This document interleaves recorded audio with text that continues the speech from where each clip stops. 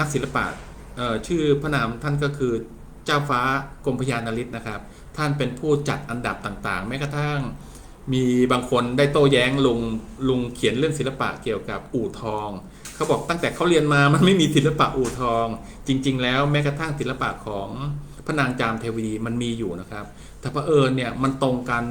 1,200 ปีตรงกับศิลปะมาสมัยทวารวดีตอนนั้นเรายังไม่มีการรวบรวมสยามประเทศควบคุมไปทางภาคเหนือเดี๋ยวลุงจะเล่าตอนหลังๆต่อไปเนาะเมื่อกี้น้องอุ๋งอิงอะไรต่อนะครับอุยก็ถามแค่นี้แหละครับศิลปะเนี่ยมันมีทั้งถ่ายหนังนะครับทำภาพยนตร์ปัจจุบันนี้จะมีเขาเรียกแผนกเกี่ยวกับทางอิเล็กทรอนิกส์เนาะซึ่งเกี่ยวกับเรื่องทางด้านคอมพิวเตอร์แม้กระทั่งการแกะสลักปัจจุบันนี้ใช้เครื่องแกะสลักตอนที่ลุงยังมีชีวิตเตลิดเปิดเปิงเนาะตอนนั้นอะลุงก็ไปเที่ยวในยุโรปก็เหมือนกับนักเรียนศิลปะทั่วๆไปแหละเนาะก็อยากไปยุโรปคราวนี้ลุงเนี่ยมีความรู้เรื่องนี้นะครับการเดินทางเนี่ยมันต้องใช้ภาษาแล้วลุงศึกษามาว่าทั่วโลกเนี่ยเขาพูดภาษาไทยหมดเพราะลุงเนี่ยดูโทรทัศน์บ่อยหนังทุกเรื่องพูดไทยหมดเลยครับหนังแขกพูดไทยหมดหนังจีนพูดไทยหมดหนังอิตาลีพูดไทยหมดลุงก็เดินทางไปต่างประเทศทันทีครับเพราะลุงคิดว่าภาษาไทยเนี่ยเป็นภาษาที่ควบคุมในโลกเลยนะตอนนั้นนะครับปรากฏว่า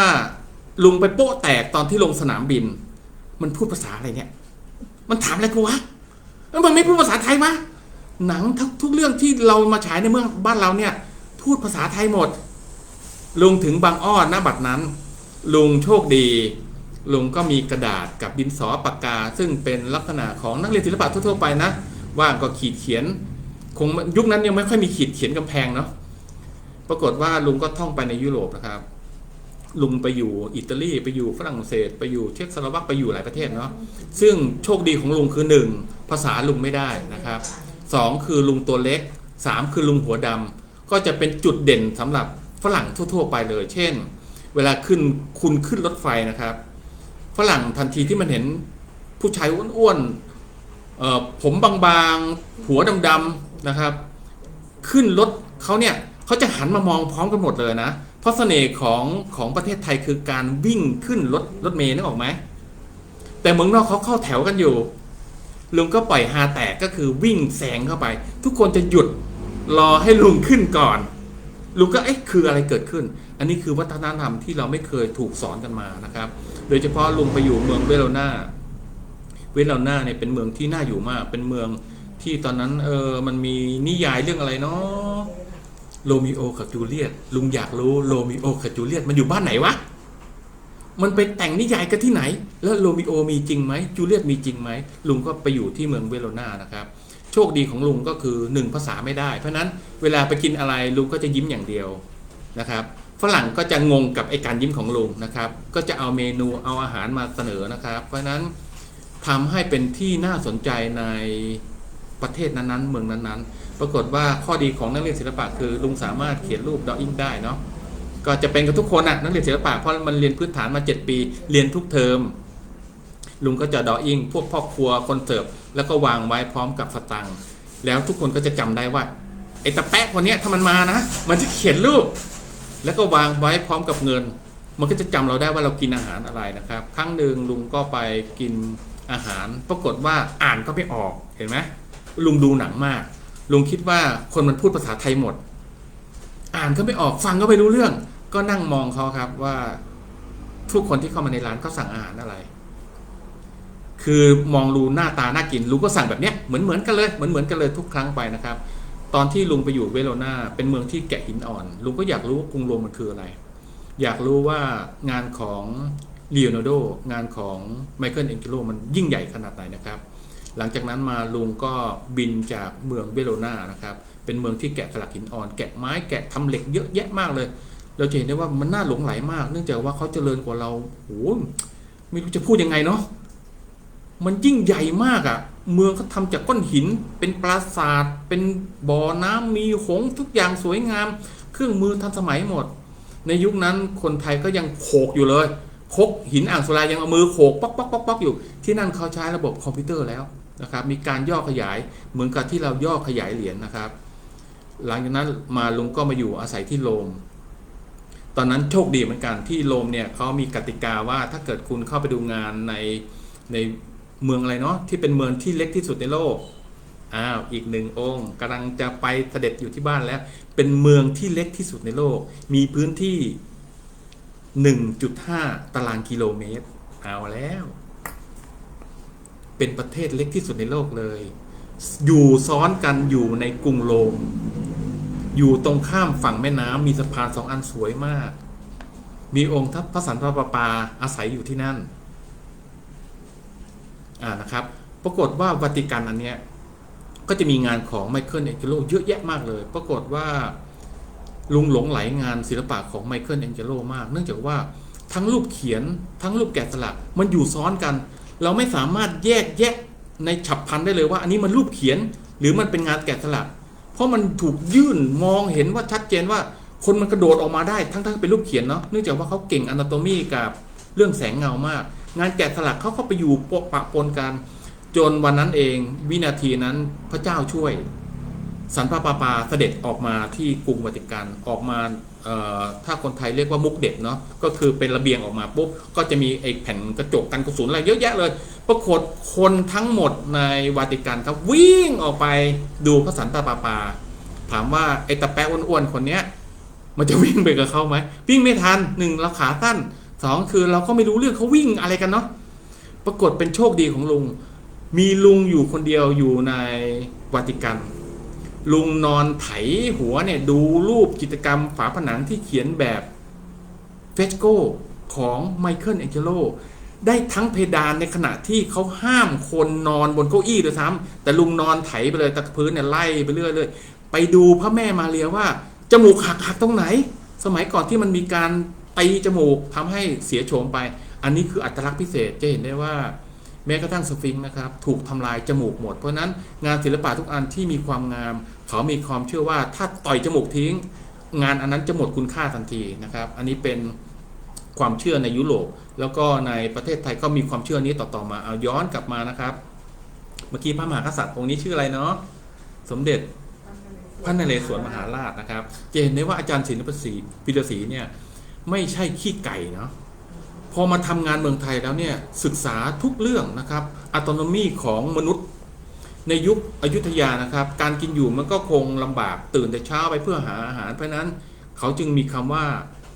หาเช้ากินค่ำนะครับออกไปล่าสัตว์ออกไปลบออกไปเยอะแยะเลยออกไปทำนาออกไปตัดไม้อะไรเงี้ยนะครับเพราะนั้นร่างกายคนเมื่อยุคก่อนๆนั้นก็จะไม่ค่อยมีไขมันเยอะนะครับเพราะนั้นจะมีลักษณะของคนที่มีกล้ามเนื้อนะครับอาจารย์ศิลปศรีนี่เก่งเรื่องนี้มากทำให้คนไทยมาเริ่มศึกษาเรื่องนี้จากอาจารย์ฝรั่งผู้นี้นะครับทำให้งานประเภทสากลต่างๆหลั่งไหลเข้ามาจะเห็นได้ว่ามีทรงพระเกศาซึ่งหลายคนไม่เข้าใจว่าอันนี้คือทรงอะไรเราเรียกว่าทรงดอกกระทุ่มนะครับโบราณเนี่ยด้วยอาจจะไม่มีหวีเนาะหรือมีก็ไม่ได้ใช้เนื่องจากว่าหวีเนี่ยเป็นของผู้หญิงเท่านั้นนะครับในสมัยอยุธยาผู้หญิงและชายไว้ทรงผมคล้ายกันมันมีสาเหตุนะครับเนื่องจากว่าสมัยก่อนก็เอามือลูบๆขึ้นไปเสร็จแล้วก็จะใช้มีดใหญ่ๆนะครับถากอย่างนี้สมัยก่อนยังไม่มีแบตเตอรี่เนาะแสดงความเป็นหญิงเป็นชายคราวนี้ด้วยผู้หญิงเนี่ยบางคนจะเห็นได้ว่ามีทรงผมเล็กๆเป็นปลอยๆเนี่ยนะครับมาถึงกรุงรัตนโกสินทร์เลยนะเนื่องจากว่ามีความเชื่อว่าต้องทำให้เหมือนผู้ชายยุคนั้นพม่ามาถึงได้จับไม่ได้เพราะนั้นเป็นวิธีการคิดอาจารย์ศิลปิฎศรีก็เลยไปศึกษาเรื่องมนุษย์ที่เป็นเผ่าพันธุ์ทางอยุธยานะครับก่อนที่จะย้ายมาอยู่กรุงเทพได้รู้ว่าลักษณะของมหาบุรุษที่เป็นนักรบต้องมีหน้าตายังไงเพราะนั้น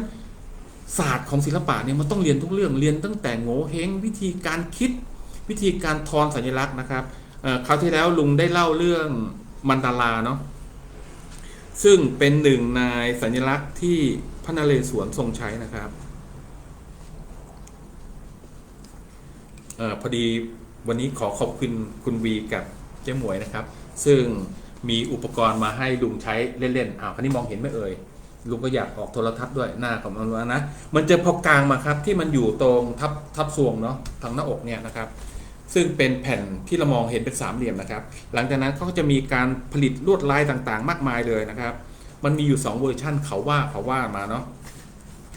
อันที่หนึ่งที่เป็นสีทองครับเราสั่งนำเข้ามาจากเมืองจีนเป็นกระดาษที่ปิดด้วยทองคำเปลวแล้วก็แปะด้วยเป็นเปียกนะสมัยก่อนนะหรือถ้าเป็นผ้าเขาก็จะเอาได้เนี่ยด้นไว้นิดหน่อยสมัยก่อนมันมีค่ามากเนื่องจากว่าเรายังไม่มีเทคโนโลยีเรื่องนี้นะครับทีนี้พอกลางไอตัวที่เป็นเหมือนกับแผ่นหน้าอกนะครับกลางออกมาจะเห็นได้ว่ามันเป็นรูปสี่เหลี่ยมนะครับจำได้ไหมที่ลุงคุยเรื่องมันดารานะครับมันแปลว่ามณฑลนะครับเป็นที่อยู่ของเทพเจ้าทั้งหมด16องค์แล้วก็มีตรงกลางเป็นรูนะครับมันกลายเป็นดอกไม้จันทร์แบบนี้เห็นไหมเพราะนั้นดอกไม้จันทร์เนี่ยเป็นหนึ่งในดอกไม้ที่พระพุทธเจ้าเคยบอกว่ามันจะร่วงมาจากสวรรค์เพราะนั้นดอกไม้จันทร์ที่เรามาใช้ในงานศพจริงๆมันหมายถึงดอกไม้ที่มาจากสวรรค์เนาะส่วนเมนก็มาจากคำว่าเขาพระสุเมนเพราะนั้นคนที่เรียนศิลปะต้องมีความรู้ทุกเรื่องเช่นทำไมพระนเรศวรถึงมีสร้อยเป็นทองคำนะครับมีตะกรุด3 อันเป็นทองคำอันนี้มันมีเรื่องเล่าเพราะนั้นเดี๋ยวลุงจะเล่าทีหลังต่อไปเพราะนั้นความจำเป็นของนักเรียนศิลปะคือต้องมีศาสตร์ของศิลปะมีความรู้ทุกเรื่องทางด้านจิตวิทยาแม้กระทั่งทำยังไงให้พระมหากษัตริย์ที่เป็นนักรบดูแล้วแข็งแกร่งดูแล้วบึกบึนดูแล้วกล้าหาญเพราะนั้นเราไปดูได้ตอนนี้ก็คือราชภัฏเนาะที่จะมีรูปพระมหากษัตริย์หลายพระองค์ยืนตระหง่านมากใหญ่โตมโหฬารสร้างให้เกิดแรงบันดาลใจในคนรุ่นหลังๆเกิดความภาคภูมิใจในการรักชาติอันนี้ต่อมาเป็นงานของอาจารย์ศิลป์ตอนที่เข้ามารับใช้ในสมัยช่วงรัชกาลที่6พอดีนะครับตอนนั้นจะเห็นได้ว่าเหมือนการปั้นรัชกาลที่6หรือรูปเหมือนต่างๆเนี่ยมันน่าจะเป็นเรื่องง่ายสำหรับอาจารย์ศิลป์ที่ปั้นนะครับแต่จริงๆแล้วส่วนที่แฝงไว้นะครับของอาจารย์ศิลป์เนี่ยก็คืออัตลักษณ์พิเศษของพระพักตร์ของรัชกาลที่6ทรงอวบอ้วนมากเลยนะครับเพราะฉะนั้นทั้งเขียนทั้งปั้นเนี่ยยากมากเพราะฉะนั้นการที่เขียนรูปคนแก่ที่มีริ้วรอยเยอะๆแกะสลักคนแก่ที่มีริ้วรอยเยอะๆมันง่ายมากเพราะมันมีอัตลักษณ์ที่จับต้องได้มองเห็นได้เยอะแต่การปั้นรูปเด็กเขียนรูปเด็กเขียนคนที่มีกล้ามเนื้อรวมๆอยู่ทั้งที่เรารู้ว่าบนใบหน้ามันมีกล้ามเนื้อกี่ร้อยชิ้นนะครับตรงไหนมันทำหน้าที่อะไรอันนี้นักเรียนศิลปะต้องเรียนนะเช่นดวงตาหันไปทางไหนหูยังไงผมทรงยังไงนะครับอันนี้ด้วยรัชกาลที่6มีอัตลักษณ์พิเศษหลายคนอาจจะไม่สนใจมันคือที่ในตาเนาะเรียกว่าพระเนตรละกันลุงก็พูดภาษาศัพท์